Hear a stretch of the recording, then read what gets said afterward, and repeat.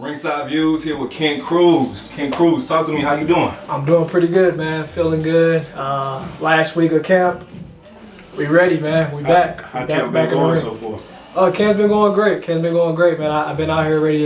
This is going on my second week, third week out here. So I feel good. I feel great. My condition is great. Sparring's been going great. Got a great sparring partner. I just feel like I did things different this camp, and we're gonna we made major adjustments, and we're ready to perform. Let's start right there. Last time we saw you in the ring was February against Gogokhia, right? Yeah, February. The fight came out to be a draw, right? So you say you made adjustments in this camp. Without giving too much of your game plan, what are some of the things that where you went wrong in the last fight to not secure that win for you?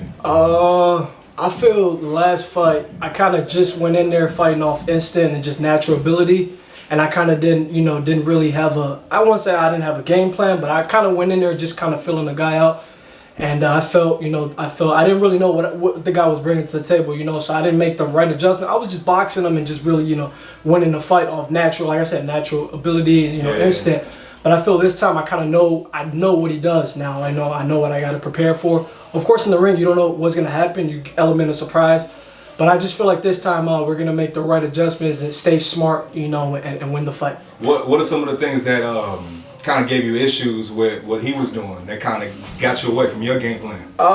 So I always fought in the U.S. I always fought like an American style. I never fought, any foreign fighter. Yeah. So I don't got international experience in the amateurs. I never fought international. So I think that lack of international experience kind of, played a factor in this fight. Even though he's not like a big, like Olympian or anything like that, but it's still the European style. In and out. Yeah, in and out, foot face, just little awkward movements that I never seen from the American style. I fought Americans, Mexicans like my whole career, so I never, like African American, I never fought a European fighter. So I think, that played a factor a little bit, so I'm, it was just awkwardness, but I felt I still adjusted and still, fought a good fight. I just felt, for this time around, I'll be more prepared for that type of style, that type of fight. Is this one of the reasons why you wanted to run it back, so it does give you that experience? Yeah, definitely. I feel like, for one, he's a European style and he's a southpaw, and he's real awkward guy. He was a real awkward guy, throw wild shots. Like you can't prepare as a boxer.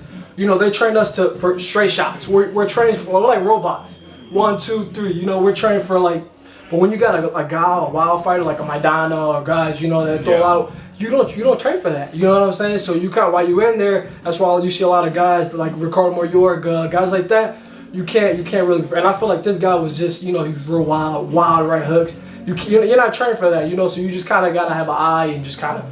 You gotta keep your hands up and just be smart in there. Yeah, keep your head off. Stay slick, keep your head off the line. Just fight a smarter fight, man. So how important was it to you to run this fight back with the same opponent? It was important, man, because I feel like a draw is a question mark. You know what I'm saying? I feel like nobody wants that draw in the record. It's just like, okay, so did you win or you lose? I feel like a draw is just a bitter feeling. You know what I'm saying? It's like it leaves some salt. It left some salt. I didn't feel good, bro. You know what I'm saying? I felt. Why not run it back immediately? Why wait till the end of the year? That's when it happened. I wanted it right after. But with the promoters and all that, his team, my team, we both had to, and went on the date. We was went on a date with PBC. And did he agree to it immediately, or do you think there's a little bit of hesitance on his side? I think it was hesitance. I think it was a little bit of hesitance on their side. I think they were waiting on that. I was hearing they had another guy. Yeah, they did. Yeah, they had another guy that they were gonna plan on fighting, and then I think he was planning to move pushing. Up. Yeah, okay, I didn't know that. Yeah. So, but they also offered me the fight a while back on. They offered me a fight a couple. I want to say like earlier that year, and they. But the fight was they tried to do it on like one of their platforms. Yeah. I think it was I forgot what was the name of the platform. I think I know what you're talking about. Yeah, it was one of their platforms that they were working with, and then I think the fight fell through. Yeah, so they end up waiting on like a PBC. So I feel more comfortable on the PBC side because I feel like it's an even playing field. I've been fighting on PBC cards and all that. So. How does it feel fighting on PBC? How have they been moving your career? It feels good. It feels good. I like fighting on PBC. Especially working with Ronnie and all that. I just feel like I'm part of the PBC team. And mostly all my big fights been on PBC. So I love fighting on PBC. I just feel like they give everybody an equal chance. There's no A side, B side. That really doesn't matter. With the PBC network. Speaking of Ronnie, you know, you just mentioned him. How does it feel coming out here and starting to train with Ronnie more? You know, getting work with him. How has he changed your career compared to your other coaches? Man, it feels amazing. I think the best thing I could have done, I wish I would have done it when I was younger, you know, was come out here and train Ronnie. I just feel like he got a system, man. There's a system, you fall right, and he knows, he got it to a science. He's been doing it so long that he breaks everything. He'll break down your sparring, he'll break down your bag. And I feel like every time I come here, I'm just always in amazing shape. Like even after my last fight, you see I got knocked down, bounced right back up, you know, I revived, and that's the conditioning, and that's just, you know, what he installs in your head. He feel like you in the military or something, man. You know, he's a real structured, you know, great world-class trainer. That's why I love it. I think I'm gonna finish my career with Coach Ronnie. You know, hey, so since you mentioned that, I forgot that you did get knocked down in that fight. Talk to me. What did that do for your experience? Because up to that point, you hadn't been knocked down before, right? Yeah. That was my first time as a professional ever being knocked down, and it was I loved it, man. You know, I feel like I faced adversity, but I feel like I showed I could get up. So now I'm not, in my mind, I'm not afraid. Like, oh, if I get knocked down, what's gonna happen? I think, you know, I'm not thinking ever to get knocked down again, you know, but it's boxing. You remain calm. I remain calm, and I feel like you said, it's all experience. You know, I feel with that knockdown, I think, you know, if anything was it to ever happen again, I think I'll know what to do. I felt I could have grabbed and held and been a little more, but that's inexperience. So, you know, me being hurt, I just kind of went to, you know, you went to your natural instinct. I just kind of, you know, put the high guard up, and you know, when you knock somebody down, you get an adrenaline rush. So, you know, the guy had his rush, and you just start unleashing punches or whatever. Were you hurt at any moment? I was hurt, definitely. Yeah, I was hurt after the knockdown, because I remember everything slows down. Boom, woo, you hear the crowd. Boom, you look up at the lights, like it's all like slow motion. It feels like a dream. It don't even feel real, bro. It felt like a dream. Like boom. And I can hear the crowd, like everything just slows down, and then so I'm like, I got, like I said, my conditioning, so I got myself back up. I was trying to, like you said, try to gather myself back up, you know, try to gather myself together, get my feet. It's all about getting your feet underneath you. Once your feet underneath you, your mind clears, you know. So I went. Luckily, I think it was like a minute. It was like 2 minutes in the round. I survived, you know. So we went to the corner, and we recovered, and then, you know, we finished the fight strong. You know. So up to that point, at any point, well, I guess when the fight was over, did you feel like you had lost the fight, or did you feel like you had done enough? I felt I'd done enough to get the decision. To be honest, it was supposed to be 10 rounds. I wish it was 10 rounds, because I think I would have got the decision. You know, after after 2 extra rounds, I would have continued boxing him. But I think I give him 2 rounds. I feel he won the second round, and then that 5th round with the 2 knockdowns. But I think I controlled the fight, and you know, boxed the majority of the fight or whatever. So it was I think it was a close decision. I think it could have been a split. I think I could have got the split. But the draw is cool. The draw is fair.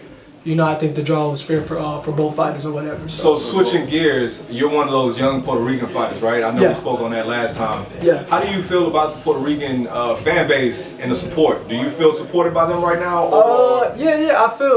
I feel I got support, but I don't think in the island I haven't been like brought up in the Puerto Rico, you know. So it's more like in the States, you know, like the Puerto Rican Americans and all that. You know, they support me. But I feel I'm getting ready to go to Puerto Rico in November on the 16th. Okay. So when I get out there, I'm gonna go to my town and I'm gonna talk to like the mayor and all that. And I just gotta put myself out there more, bro. Like I'm a real, like, I keep myself, you know, I'm a real quiet person, bro. A lot of people don't know about me because I don't put myself out there, you know. But I think I'm gonna start being more vocal and you know, doing more interviews, you know, just letting my name be out there a little more, man, for people could know, you know, who I am. For sure. Like I said, I keep myself private, and in boxing and entertainment business, you can't. You know, you gotta tell people, you know, you gotta call fans, you gotta do interviews, and you gotta, you know, get more with the crowd or whatever, engage more. More out there with the public. Yeah, more out with the public. There we go. Yep. So let me ask you, speaking of Puerto Rico's always had a staple in boxing. They won a big thing. Who were some of those Puerto Rican fighters that you looked up to? Some of the people that you kind of get your style from? Of course, you know, everybody knows that I grew up watching Phillies Trinidad. So I watch a lot of Phillies Trinidad. But I also see what he did wrong, you know, like a lot of, you know, deep defenses. Like I feel like I kind of mimic his offense a lot, you know, like going forward, left hooks, you know, right hands, and you know. But I feel I also like Cotto. I took a lot from Cotto, you know, the body shots and all that. And lately, to be honest, I've been watching a lot of Wilfredo Benitez. I don't know if you guys are familiar with him. Sir. And Wilfredo Benitez, he fought Sugar Ray Leonard. Yes, sir. And I liked his defense, how slick he was. He was one of, real slick. He was the youngest world champion ever, 17 years old. So I feel like I've been watching a lot of Wilfredo Benitez. And, and he's one of the fighters that I've been I did notice that while you were sparring. I did notice that you using a lot more angles. Bending at the waist a little bit more. There we go. Yeah. Just trying to be a little more slicker and a little more faster, man. In boxing, you gotta have that twitch. Yep. So you gotta wake them. You gotta wake them up. You gotta wake those muscles up. So I feel sparring, and you gotta think faster. And boxing's about reacting. You gotta react in seconds. Yes, you gotta react when when a puncher's punch in between a shot, or just slip. Sometimes you see it, but your body don't react. To it. So yeah, it's muscle memory. So your mind gotta work with your body, the same way. All right, so which is difficult. November 5th, you on David Morrell's undercard. Yes. In the Armory. Yes. Any last words? No, I'm excited, man. I feel great. This time, November 5th, we're gonna put on a great performance, and I'm gonna do my thing, man. Tell the fans where we can find you at. Yeah, you can find me on Instagram at Real Kent Cruz, Facebook Kent Cruz, and yeah, that's pretty much it, man. Yes, sir. Appreciate you guys. Yes, sir. All right.